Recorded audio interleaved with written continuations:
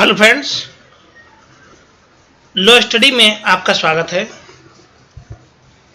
आज हम PCSJ exam 2015 के इंडियन पेनल कोड वाले भाग से कुछ एमसीक्यू करेंगे।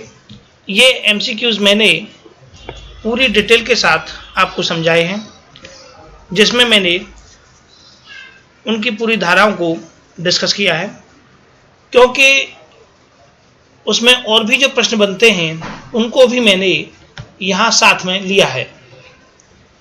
क्वेश्चन कम है, लेकिन क्योंकि उनकी डिटेल ज़्यादा है, इस वजह से ये वीडियो थोड़ा सा बड़ा है। सो प्लीज़ फ्रेंड्स, अगर आप हमारा ये चैनल पहली बार देख रहे हैं तो प्लीज़ आप इसे सब्सक्राइब जरूर कर लें। आप इसे लाइक करें और अपने दोस्तों के साथ शेयर करना न भूलें, जिससे कि अधिक से अधिक आपके साथी इसका लाभ उठा सकें। चलिए हम प्रारंभ करते हैं। पहला प्रश्न है, भारतीय दंड संहिता 1860 अधिनियम की निम्न धाराओं में से किसमें सदोष परिरोध अपराध के लिए दंड का उपबंध है? भारतीय दंड संहिता 1860 अधिनियम की निम्न धाराओं में से किसमें सदोष परिरोध अपराध के लिए दंड का उपबंध है? देखिए, सबसे पहले हम समझते हैं कि सदोष परिरोध या अवरोध क्या होता है।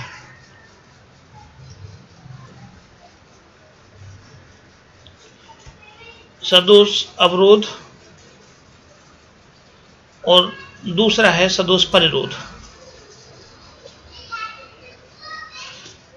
देखिए, अवरोध होता है कि जब कोई व्यक्ति किसी एक दिशा में गमन कर रहा है और उसका रास्ता अवरुद्ध कर दिया जाए तो ये सदोष अवरोध कहलाता है। और जब किसी व्यक्ति को किसी भी दिशा में जाने से रोक दिया जाता है तो उसे सदोष परिरोध कहते हैं। ये कोई व्यक्ति है, ये इस पूर्व दिशा की ओर जा रहा है और यहाँ से इसको आगे से इसका रास्ता रोक दिया गया तो ये सदोष अवरोध है। और जब किसी व्यक्ति को बीच में खड़ा करके चारों तरफ से बंद कर दिया जाए तो इसे सदोष परिरोध कहते हैं। अर्थात किसी चार दीवारी में बंद कर दें, किसी भवन में बंद कर दें तो ये सदोष परिरोध कहलाता है। सदोष अवरोध को धारा 339 में परिभाषित किया गया है और सदोष परिरोध को 340 में परिभाषित किया गया है। हमारा यह प्रश्न है कि सदोष परिरोध के लिए जो दंड का उपबंध है वो किस सेक्शन में है? तो वो आपका 342 में है। 339 अवरोध की परिभाषा, 340 सदोष परिरोध की परिभाषा, 341 सदोष अवरोध के लिए दंड, 342 सदोष परिरोध के लिए दंड। इस प्रकार से इनका सीधा सीधा क्रम बना हुआ है।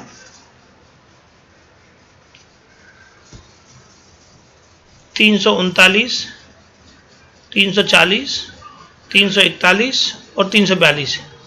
तो देखिए, 339 ये 41 के संग और 340 ये 342 के संग। चलिए हम एक बार इनकी डिटेल देखते हैं।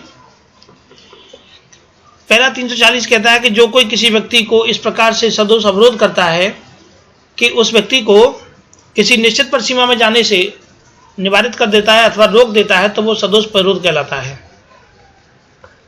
किसी निश्चित परिसीमा से जाने से निवारित कर देता है, किसी व्यक्ति को इस तरह से चारों तरफ से उसको बीच में बंद कर दिया गया यहाँ पर, तो उसको जब इस प्रकार से उसका अवरोध उत्पन्न किया जाता है तो उसे सदोष परिरोध कहते हैं। इसके मैंने यहाँ दो एग्जाम्पल लिए हैं कि एक को किसी दीवार से घिरे हुए स्थान में प्रवेश करा दिया जाता है और दीवार से घिरे हुए स्थान में प्रवेश करा करके वहाँ बाहर से उसको लॉक डाल दिया जाता है और इस प्रकार से वह किसी भी दिशा में नहीं जा सकता, तो उसको सदोष परिरोध किया गया है। दूसरे एग्जाम्पल में मैंने लिया है कि यहाँ पे एक को किसी बाहर से जाने वाले रास्ते से के द्वारों पर या बंदूकधारी बैठा दिए जाते हैं और उसको अंदर बंद करके और कहा जाता है यदि वो भवन से बाहर जाने का प्रयास करेगा तो उसको गोली मार दी जाएगी। तो इस प्रकार से उसका सदोष परिरोध किया गया है। देखिए, पीसीएसजे और एपीओ के मेंस एग्जाम में ये जो प्रश्न हैं ये सीधे इसी तरह से पूछे जाते हैं और उनके बारे में उनका सेक्शन पूछा जाता है। सेक्शन के बाद में उसका डिस्कशन करना पड़ता है। जैसे आपको एक प्रॉब्लम दे दी, उस प्रॉब्लम के साथ में उसकी आपको जब उसका विस्तार से वर्णन करेंगे तो आपको उसकी जो भाषा है वो सेक्शंस की पूरी लिखनी पड़ेगी और थोड़ा सा अपनी ओर से जोड़ करके उसके बारे में बताना पड़ेगा। धारा 341 कहती है कि जब कोई किसी व्यक्ति का सदोष अवरोध करेगा तो देखिए सदोष अवरोध करने के लिए उस व्यक्ति को 1 महीने की सजा और 500 रुपये का जुर्माना, 1 महीने की सजा है और 1 मास की सजा तथा उसको 500 रुपये या जुर्माना जो कि 500 रुपये तक का हो सकेगा ये दिया जाएगा। सदोष परोध 342 में एक व्यक्ति जो किया जाए सदोष परोध करने वाले व्यक्ति को 1 वर्ष की सजा है और उसका जुर्माना 1000 रुपये है, या दोनों। देखिए ये कोर्ट पर डिपेंड करता है कि कोर्ट एक सजा देता है या दोनों सजा देता है, ये कोर्ट के ऊपर डिपेंड है। तो यहाँ 1 वर्ष और 1000 रुपये का जुर्माना। जो कोई किसी व्यक्ति को, अगला 350 देखिए, ये 350 जो सेक्शन है वो आपराधिक बल से संबंधित है। जो कोई किसी व्यक्ति को इस प्रकार से किसी व्यक्ति पर बल का प्रयोग किया जाता है कि उस अपराध को करने के लिए व्यक्ति के अंदर क्षति, भय तथा क्षोभ, ये 3 बातें व्यक्ति के अंदर पैदा हो जाए। क्षति, उसको कोई क्षति कारित की जाए, उसके अंदर भय पैदा किया जाए या उसके अंदर क्षोभ उत्पन्न किया जाए, तो इस प्रकार के बल के प्रयोग से कारित करने के आशय से किया जाता है तो वो आपराधिक बल कहलाता है। तो इस तरह से हमारा जो प्रश्न का उत्तर था वो था सेक्शन 342। नेक्स्ट प्रश्न देखते हैं। भारतीय दंड संहिता 1860 की धारा 498A प्रवृत्त हुई है। तो देखिए दंड संहिता 1860 है उसकी 498A जो धारा है ये 25 दिसंबर 1983 को प्रवृत्त हुई है। देखिए हम कोई भी जब बुक पढ़ते हैं तो इस बात का ध्यान रखिए कि जहाँ नंबर 1, 2, 3 ये क्या या तो केसेज के नंबर होते हैं या अमेंडमेंट के नंबर होते हैं, तो उस पेज पर 1, 2 जितने भी अमेंडमेंट या उनके संबंध में जो भी प्रावधान अब तक किया गया होगा उसके विषय में वहाँ लिखा हुआ रहता है नीचे। तो जब आप बुक्स या डायरेक्ट के नीचे की ओर देखते हैं तो वहाँ पर जैसे यहाँ 1 नंबर पड़ा हुआ है तो यहाँ पर भी 1 नंबर डाल करके और इसके बारे में बताया जाएगा कि ये क्या स्थिति है। तो लिखा हुआ रहेगा यहाँ पर कि 1983 के द्वारा प्रवृत्त। तो इस तरह से इस बात को थोड़ा ध्यान में रखा कीजिए। नेक्स्ट क्वेश्चन है कि भारतीय दंड संहिता 1860 के अंतर्गत सहमति का बचाव निम्न में से किस में उपलब्ध नहीं है। भारतीय दंड संहिता 1860 के अंतर्गत सहमति का बचाव निम्न में से किस में उपलब्ध नहीं है। तो देखिए मृत्यु कारित करने की सहमति, मृत्यु कारित करने के समय में कोई इस तरह की कोई सहमति नहीं है का बचाव नहीं है, तथा घोरोपति कारित करने की सहमति, दोनों ही सेक्शंस में मृत्यु कारित करने में और घोरोपति कारित करने में सहमति का कोई, यदि आप इस प्रकार से कोर्ट में गवाही देते हैं कि साहब सामने वाले ने उसकी मृत्यु कारित कर दी और उसने अपनी सहमति दी थी, या किसी को घोरोपति कारित कर दी है और आप कहें कि साहब इसने मुझे सहमति दी थी, तो ये चीज़ नहीं मानी जाएगी। इसमें सहमति का कोई भी बचाव नहीं है, क्योंकि कोई भी व्यक्ति अपने आप को इस तरह की स्थिति में लाने के लिए नहीं कहेगा। तो हमारा जो आंसर है वो ए और बी दोनों है, अर्थात आंसर हुआ हमारा तीसरा। भारतीय दंड संहिता 1860 के अंतर्गत निम्न किस धारा में अपराधियों को न्यायालय के आदेश पर फांसी देने वाला जल्लाद वो आपराधिक दायित्व से मुक्त होता है। तो देखिए आपराधिक दायित्व से जो जल्लाद मुक्त है वो सेक्शन 78 के अंतर्गत है। सेक्शन 78 आपराधिक दायित्व से आदेश के, न्यायालय के आदेश या निर्णय के बाद में जो भी उसके निर्णय की पैरवी, जो भी उसके निर्णय को फॉलो कराता है उसके द्वारा उठाए गए कदम को आपराधिक दायित्व से मुक्त बताया गया है। तो इसका जो आंसर है वो है दूसरा। हम इसको एक बार डिस्कशन में देखते हैं पूरा। देखिए धारा 76 कहती है कि कोई ऐसी बात जो अपराध नहीं है जो किसी ऐसे व्यक्ति द्वारा की जाती है जो उसे करने के लिए विधि द्वारा आबद्ध है, न कि तथ्य की भूल के कारण, न कि विधि की भूल के कारण सद्भावना पूर्वक यह विश्वास करता है कि वो विधि द्वारा आबद्ध है। इसके मैंने दृष्टांत लिए यहाँ पर कि विधि के समादेशों के अनुवर्तन में अपने वरिष्ठ अधिकारी के आदेश पर एक सैनिक भीड़ पर गोली चलाता है। अगर मान लीजिए सैनिक ने भीड़ पर गोली चलाई है, कोई सैनिक का है, इस सैनिक ने अगर भीड़ पर गोली चलाई है तो इसके द्वारा यदि किसी व्यक्ति की मृत्यु हो जाती है तो इस सैनिक ने कोई, या सैनिक के अधिकारी ने कोई भी किसी प्रकार का कोई अपराध नहीं किया है। अगला है कि न्यायालय का ऑफिसर को गिरफ्तार कर, यहाँ पर बात है कि कोई न्यायालय से कोई भी व्यक्ति या जिसके खिलाफ वारंट है वो को गिरफ्तार करने के लिए जाता है लेकिन उसने सद्भावनापूर्वक यह जांच पड़ताल की और म की जगह वो य को पकड़ लाया, म की जगह उसने य को पकड़ लिया। तो इस प्रकार उसकी पूरी जांच के पश्चात यह जो उसको विश्वास हुआ है कि वो म के स्थान पर य को पकड़ लेता है, तो उसके द्वारा कोई अपराध नहीं किया गया। कोई अपराध नहीं है कि यदि यह व्यक्ति म के स्थान पर य को पकड़ लेता है तो ऐसा करने में उसने द्वारा कोई अपराध नहीं किया गया है। तो क म को गिरफ्तार करने के लिए उस न्यायालय द्वारा आदेश किए जाने पर और सम्यक जांच के पश्चात यह विश्वास करने के कि यह म है, यह को गिरफ्तार कर लेता है, करने कोई अपराध नहीं किया है।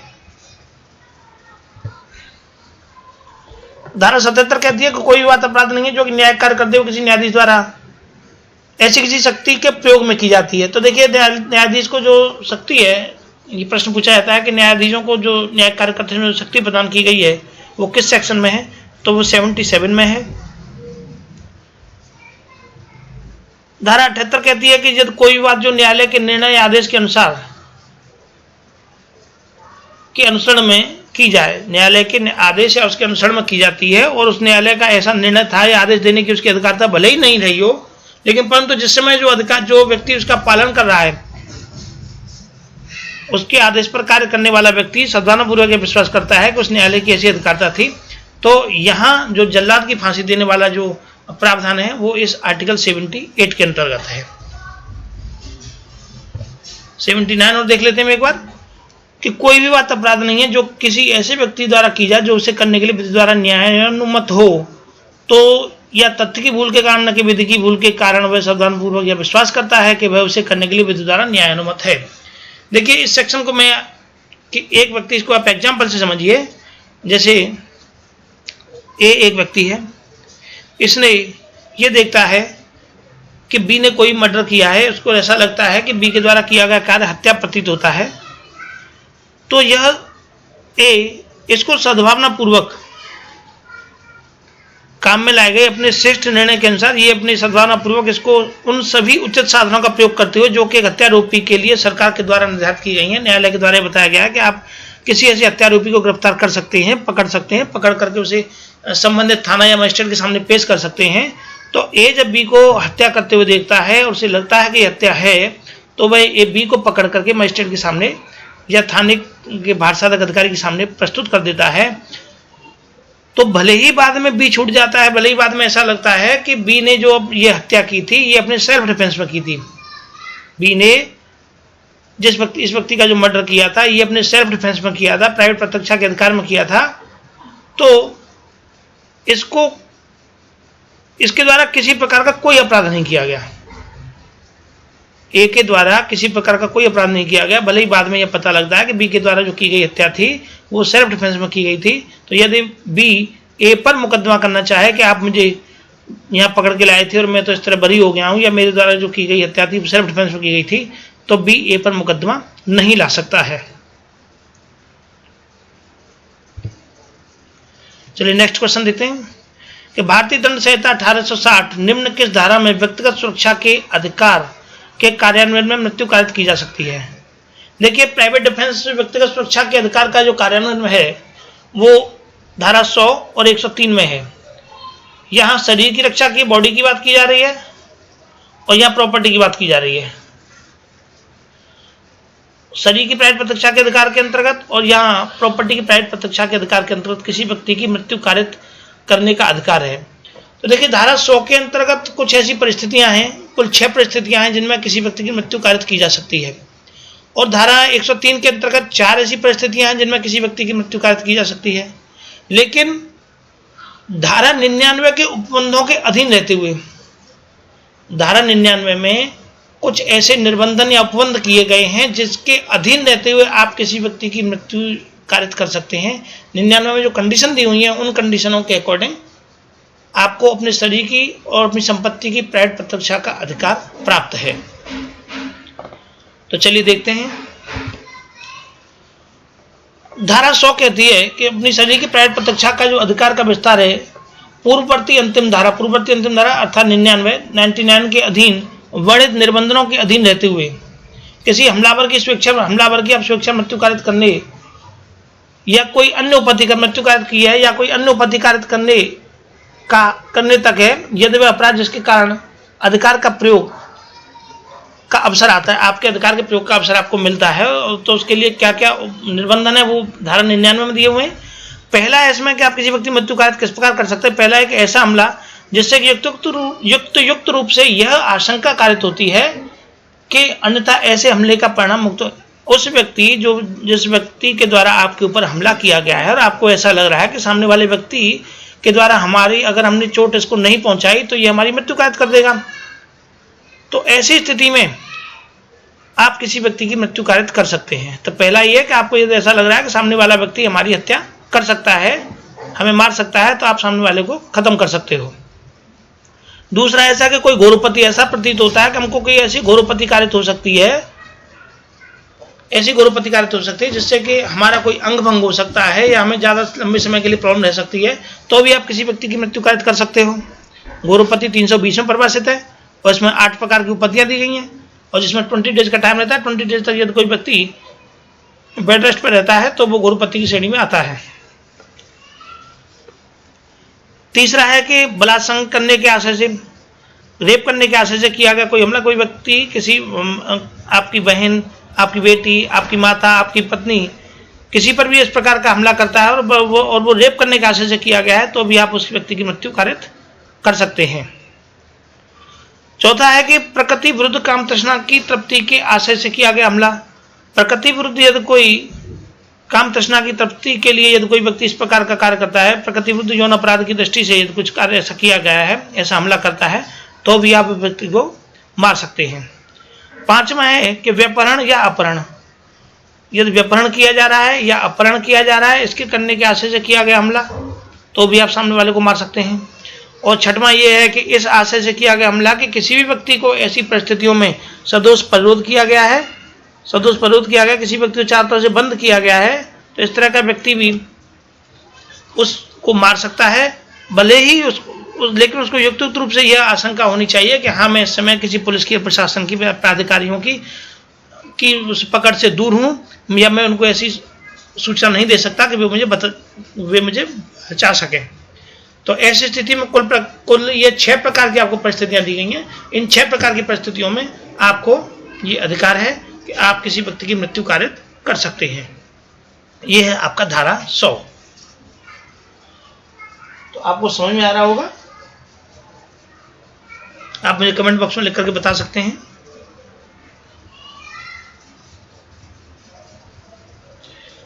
आगे 103 संपत्ति की प्राइवेट प्रत्यक्षा का अधिकार का विस्तार मृत्यु कारित करने तक। तो यहां हमें पहला है लूट। यदि आपके साथ लूट की जा रही है, लूट के समय आप उसकी हत्या कर सकते हैं। रात्रि गृहभेदन में हत्या में किसी सामने वाले को मारा जा सकता है। अग्नि द्वारा दृष्टि, अग्नि के द्वारा यदि आपकी किसी ऐसी संपत्ति को नुकसान पहुंचाया जा रहा है, किसी तंबू या किसी जलयान या किसी आवास के रूप में या किसी संपत्ति की अवरक्षा के रूप में आपने कोई ऐसा स्थान बनाया हुआ है और जिसको अग्नि द्वारा दृष्टि पहुंचाने का प्रयास किया जा रहा है, तो भी आप सामने वाले की मृत्यु कारित कर सकते हैं। चौथा यह है कि चोरी, दृष्टि या गृहत्याचार जो कि ऐसी परिस्थितियों में किया गया जिसमें युक्त रूप से यह आशंका है कि कारित की जाती है कि प्राइवेट प्रत्यक्षा के ऐसे अधिकार का प्रयोग न किया गया तो परिणाम मृत्यु होगा। आपके यहाँ चोरी हो रही है और आपने यदि इस प्रकार की आपने सामने वाले को नहीं मारा, नहीं खत्म किया, तो पता पड़ा कि आपकी मृत्यु कारित कर दी जाए, तो आप सामने वाले चोर को या गृहत्याचार करने वाले को या दृष्टि करने वाले को मार सकते हैं। तो इस तरह से 4 परिस्थितियां ये हैं। यहाँ भी इसमें ऑब्जेक्टिव टाइप में प्रश्न ये दे दी जाती हैं कि धारा 103 के अंतर्गत कौन कौन सी परिस्थितियां हैं, तो आपको ये ऑप्शन में पहला, दूसरा, तीसरा, जो चौथा, इस प्रकार दे दी जाएंगे कि कौन कौन से इसमें शामिल हैं या कौन से नहीं है। तो इस प्रकार से प्रश्न इसमें पूछा जाता है।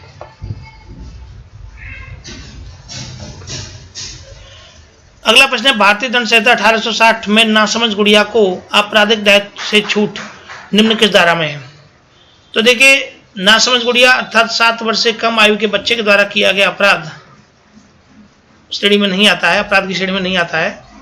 तो ये है आपका 82। लेकिन हम 81, 82, 84 को एक बार देखते हैं क्या है ये। धारा 81 कहती है कि कोई बात केवल इस कारण अपराध नहीं है कि यह जानते हुए कि वह कोई भी उस अपहानि कारित होना संभव है, यदि वह अपहानि कारित करने के किसी भी आपराधिक आशय के बिना और व्यक्ति या संपत्ति को अन्य अपहानि का निवारण या जन करने के प्रयोजन से सद्भावना पूर्वक की गई है। और धारा 82 कहती है कि कोई भी बात अपराध नहीं है जो कि 7 वर्ष से कम आयु के शिशु के द्वारा की जाती है। कोई बात अपराध नहीं है जो कि 7 वर्ष से कम आयु के शिशु के द्वारा की जाती है। धारा 84 कहती है कि कोई बात अपराध नहीं है जो किसी ऐसे व्यक्ति द्वारा की जाती है जो चित्त प्रकृति के कारण उस कार्य की प्रकृति को जो कुछ वह कर रहा है वह यह नहीं जानता कि दोषपूर्ण है या विधि के प्रतिकूल है। कोई चित्त विकृत व्यक्ति की बात की जा रही है, कोई चित्त विकृत व्यक्ति जिसके द्वारा ऐसा कोई अपराध किया गया है तो वो कार्य की प्रकृति को समझने में असमर्थ है, नहीं जानता है कि उसके द्वारा जो किया गया कार्य है वो विधि विरुद्ध है या दोषपूर्ण है। अगला प्रश्न है, भारतीय दंड संहिता 1860 की निम्न किस धारा में दंगा को परिभाषित किया गया है? तो देखिए, दंगा को परिभाषित किया गया, दंगा के लिए ये 159 को परिभाषित किया गया। दंगा में एक प्रश्न और पूछा जाता है कि दंगा के लिए कम से कम कितने व्यक्तियों का होना आवश्यक है। पहला, दंगा को किस धारा में परिभाषित किया गया है। दूसरा यह कि दंगा में कम से कम कितने व्यक्तियों का। देखिए, जब किसी लोक स्थान पर 2 या 2 से अधिक व्यक्ति आपस में झगड़ा करते हैं किसी पब्लिक प्लेस पर तो वो दंगा कहलाता है। तो आंसर है इसका तीसरा। हम नेक्स्ट क्वेश्चन देखते हैं। इसमें 146 कहती है कि जब कोई विधि विरुद्ध जमाव द्वारा या उसके किसी भी सदस्य द्वारा ऐसे जमाव के सामान्य उद्देश्य को अग्रसर करने में बल या हिंसा का प्रयोग किया जाता है तो ऐसे जमाव के बल को करने के अपराध तो वह बलवा करने का दोषी होगा। जब किसी विधि विरुद्ध जमाव के सदस्य के द्वारा बल प्रयोग किया जाता है या हिंसा का प्रयोग किया जाता है तो वो बलवा बन जाता है, तो उसकी जो अपराध है वो बलवा की श्रेणी में आता है। और 148 कहता है कि जब आप घातक आयुध लेकर के या ऐसी किसी चीज से जिससे कि किसी व्यक्ति की आक्रामक आयुध से हत्या हो सकती है, मर सकता है, मृत्यु कारित की जा सकती है, और आप सज्जित रह करके आप संभाल करके अपने आप तलवार और चाकू और राइफल पिस्टल वगैरह आप इस तरह लेकर चल रहे हैं, सज्जित हुए बलवा करने का दोषी होगा। वह दोनों में से किसी भांति के कारावास से जिसकी अवधि 3 वर्ष तक की हो सकेगी, 3 वर्ष तक की हो सकेगी, या जुर्माने से अथवा या दोनों से वह दंडित किया जाएगा। हथियार लेकर के जा रहे हैं जिससे किसी की मृत्यु हो सकती है, इस तरह से आप बलवा करते हैं तो आपकी जो अवधि है वो 3 वर्ष तक की।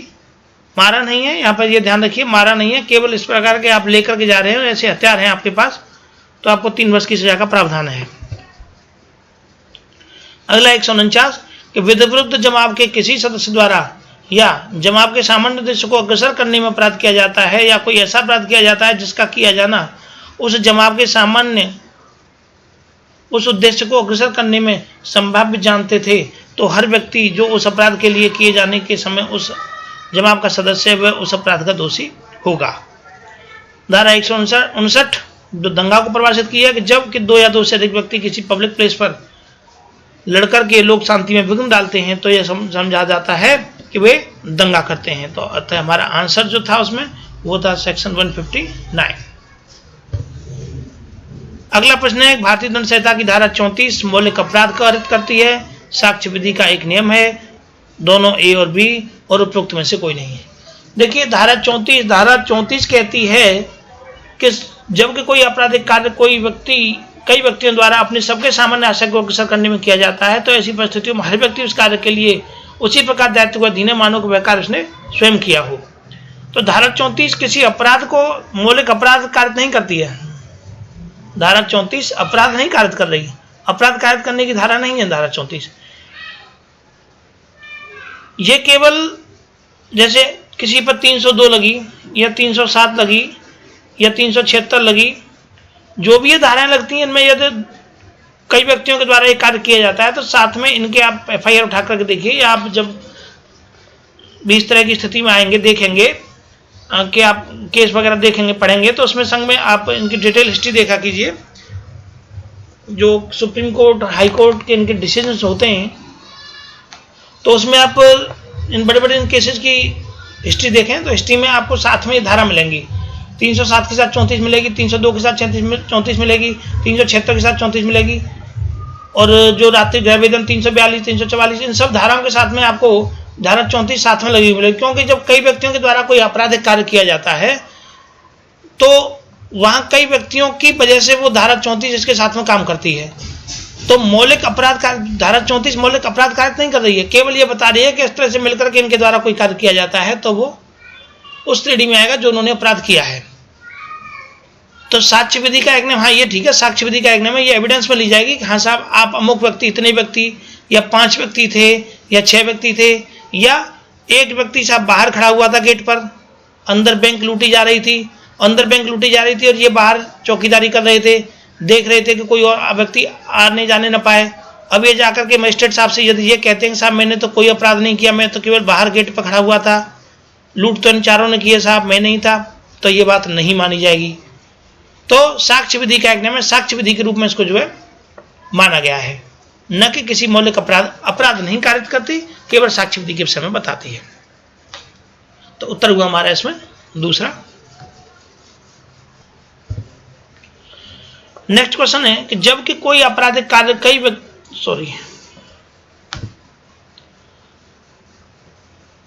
भारतीय दंड संहिता 1860 के अंतर्गत दंड विधि अधिनियम 2013 की धारा 375 तो धारा 375 को प्रतिस्थापित किया गया 2013 में। ये न्यू अमेंडमेंट हुआ था जब वो दिल्ली वाला मैटर बना था, रेप कांड वाला, उसके बाद में इसको जो प्रतिस्थापित कर दिया गया 375 को।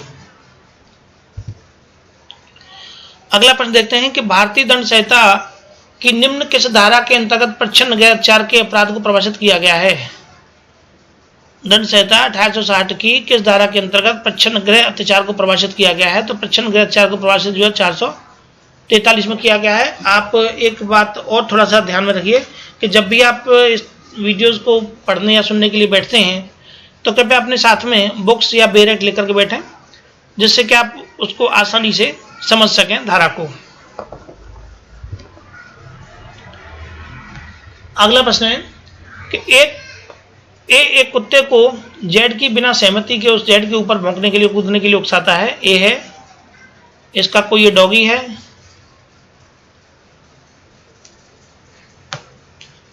और ये डॉगी इस बी व्यक्ति पर ए इसको उकसाता है कि तुम बी व्यक्ति के ऊपर भौंको। तो ए ने कौन सा अपराध किया है। तो ए के द्वारा जो किया गया अपराध है वो आपराधिक बल है, बल प्रयोग किया गया है जिससे कि इसको कोई क्षति हो सके या क्षोभ पैदा कर सके, भय इसमें डाल सके। तो हम देखते हैं कि जो कोई किसी व्यक्ति को उस व्यक्ति की सम्मति के बिना बल प्रयोग किसी अपराध को करने के लिए उस व्यक्ति को जिस पर के बल का प्रयोग किया जाता है क्षति भय या क्षोभ पैदा करने के आशय से उस पर इस प्रकार का हमला करता है तो वो आपराधिक बल का प्रयोग करता है। तो यह कहा जाता है कि उसके द्वारा आपराधिक बल प्रयोग किया जाता है। इसका एक दृष्टांत मैंने यहाँ लिया है, ये बुक में है, आप देख सकते हैं कि किसी भी स्त्री का घूंघट सांसें हटा दिया जाता है, यहाँ करने उस पर सांसें बल का प्रयोग किया है। यदि उसने उस स्त्री की सम्मति के बिना यह कार्य यह आशा रखते हुए क्या है कि संभाव्यता जानते हुए क्या है कि वह उसको क्षति भय क्षति पैदा कर सके, भय पैदा कर सके, क्षोभ पैदा कर सके उसके अंदर, तो इस प्रकार से उत्पन्न कर सकता है, तो उसने आपराधिक बल का प्रयोग किया है। ये कई बार ये एग्जाम्पल्स पूछा गया है पेपरों में, पीसीएसजे में, एपीओ में, एडीपीओ में। आईपीसी की निम्न किस धारा में कार्य शब्द को परिभाषित किया गया। तो आईपीसी की धारा 33 में कार्य शब्द को परिभाषित किया गया। सिंपल साधारण क्वेश्चन है।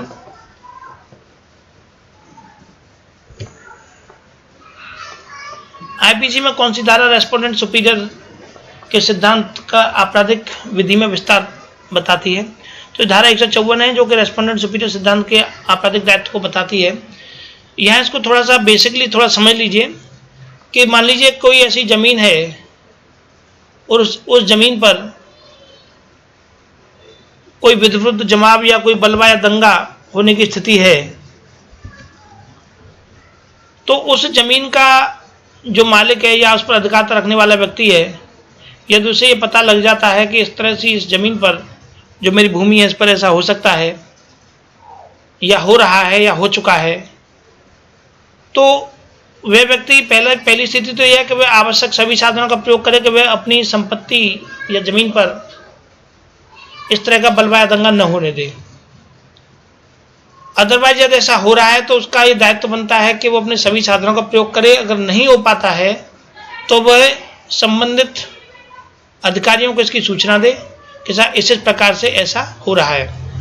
तो अगर वो ऐसा नहीं करता है और बाद में ये पाया जाता है तो उसके ऊपर कार्रवाई की जाएगी और वो जुर्माना भी उसको भरना पड़ेगा। तो ये इसका बेसिक था।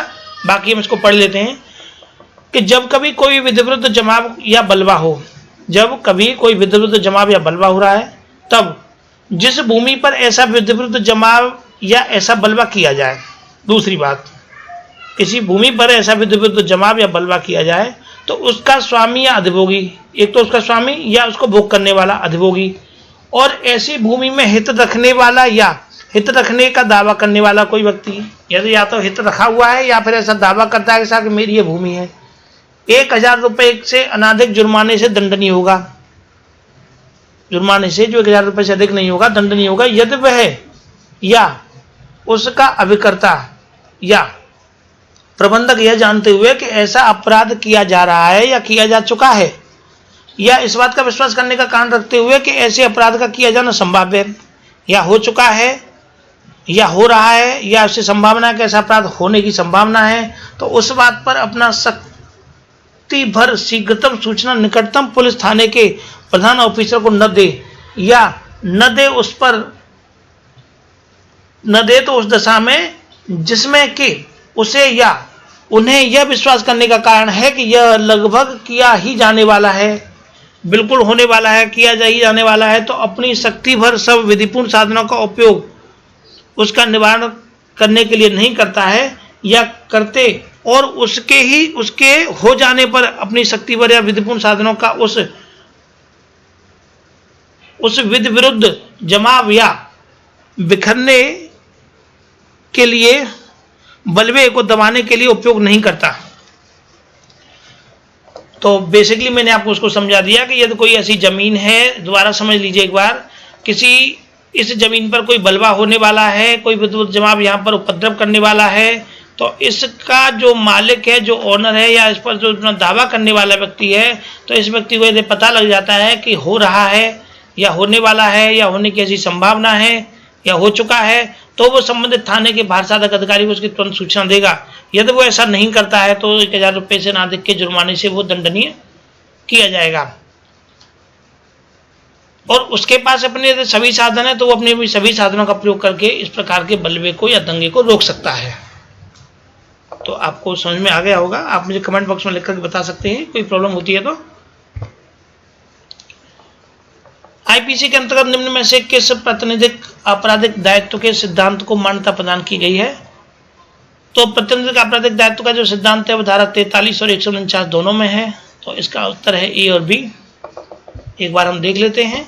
धारा 34 पूर्व में भी मैंने आपको समझाया है कि जबकि कोई आपराधिक कार्य कई व्यक्तियों के द्वारा अपने सामान्य आशय को अग्रसर करने में किया जाता है, तो उन व्यक्तियों में से हर व्यक्ति उस कार्य के लिए इसी प्रकार दायित्व के अधीन है जैसे मानो कि वह कार्य उसने अकेले स्वयं किया हो। देखिए धारा 34 और धारा 149 बहुत इंपॉर्टेंट धारा है। दोनों धाराओं से हर पेपर में प्रश्न पूछे जाते हैं, चाहे वो प्री हो या वो मेंस हो। यदि विरुद्ध धारा 149 कहती है कि यदि विरुद्ध जमाव के किसी भी सदस्य द्वारा उस जमाव के सामान्य उद्देश्य को अग्रसर करने में, यहाँ देखिए वहां सामान्य आशय था, यहाँ सामान्य उद्देश्य है। यहाँ इनमें अंतर भी पूछा जाता है कि सामान्य आशय और सामान्य उद्देश्य में क्या अंतर है।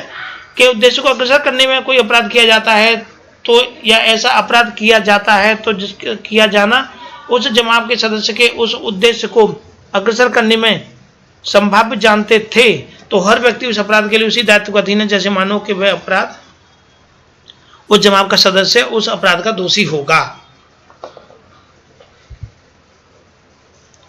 सो फ्रेंड्स, आज के इस वीडियो में मैंने आपको जो प्रश्न बताए हैं आप इसको पॉज करके इसको अच्छी तरह से समझ सकते हैं।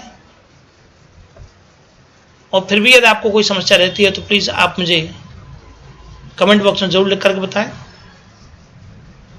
स्टूडेंट्स की काफ़ी डिमांड आ रही है कि मैं पीसीजे की क्लासेस के लिए मैं भी थोड़ा सा प्रयासरत हूँ। मुझे कुछ वक्त लग रहा है, लेकिन मैं सबसे पहले नोट्स टाइप में बनवाना स्टार्ट करूँगा। और सबसे पहले हम आईपीसी और किसी एक बुक को और ले लेंगे या कॉन्ट्रैक्ट, 2 किताबों को साथ में लेते हुए चलेंगे। तो मैं एक तरीके से पूरे हिसाब से आपको जिस प्रकार से प्रश्न पूछे जाते हैं, समझाए जाते हैं, उसी प्रकार से इनके नोट्स बनवाऊंगा। थोड़ा वक्त की कमी पड़ रही है, उस कारण ऐसा नहीं हो पा रहा है, फिर भी मैं धीमे प्रयासरत हूँ कि आपको अधिक से अधिक मैटर में दे सकूँ। तो प्लीज़ आप अपने दोस्तों के साथ इस वीडियो को ज़रूर शेयर करें। आप चैनल को सब्सक्राइब जरूर करें, जिससे कि अधिक से अधिक स्टूडेंट इसका लाभ उठा सकें। और आप अपने फेसबुक या व्हाट्सएप ग्रुप पर भी हमारे इस वीडियो के लिंक को जो है शेयर कर सकते हैं। देखिए, किसी का आपका कोई इसमें नुकसान नहीं है। यदि कोई व्यक्ति इस तरह की पढ़ाई से यदि उसको कुछ भी लाभ मिलता है तो हमारा आपका कोई नुकसान नहीं है, सामने वाले का फायदा ही है। तो प्रयास कीजिए, कोशिश कीजिए कि अधिक से अधिक आप हमारे चैनल को किसी के साथ शेयर कर सकें। So thank you for watching.